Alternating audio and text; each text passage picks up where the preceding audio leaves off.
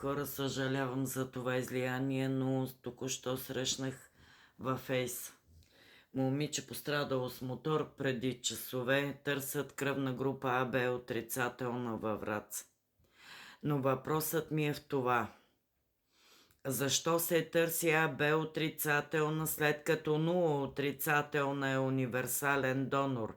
Разбиращите от това нещо ще разберат за какво говоря.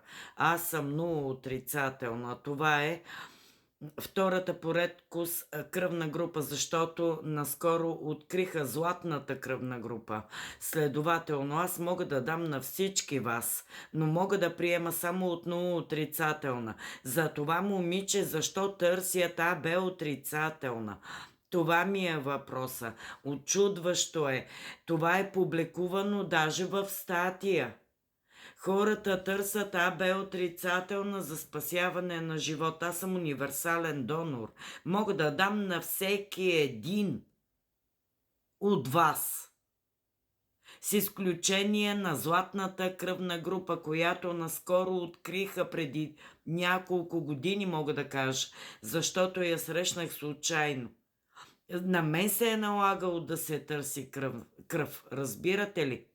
И по погрешка щеха да ми прелеят 0 положителна, защото никой не си беше направил труда да види коя кръвна група съм. Това щеше да ми коства живот. От дете знам за какво става на въпрос. Научих се по трудния начин, защото на 17 годишна възраст, след кръвозагуба, щеха да ми прелеят 0 положителна. Добре, че нещо отгоре има, хора, да ни пази. Както и това момиче дано да запази. В момента търсят АБ отрицателна. Тя е от Враца. Аз съм във Враца. Мога да отида. Директно кръвопреливане може да се направи, хора. Дори по мое виждане. След като ме тества там, евентуално да не съм заразна. По техните неща, аз знам, че не съм. Мога да спаса живота на това дете.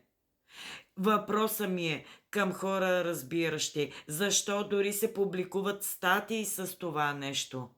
Търсят АБ отрицателна. Аз мога да дам кръв директно на детето.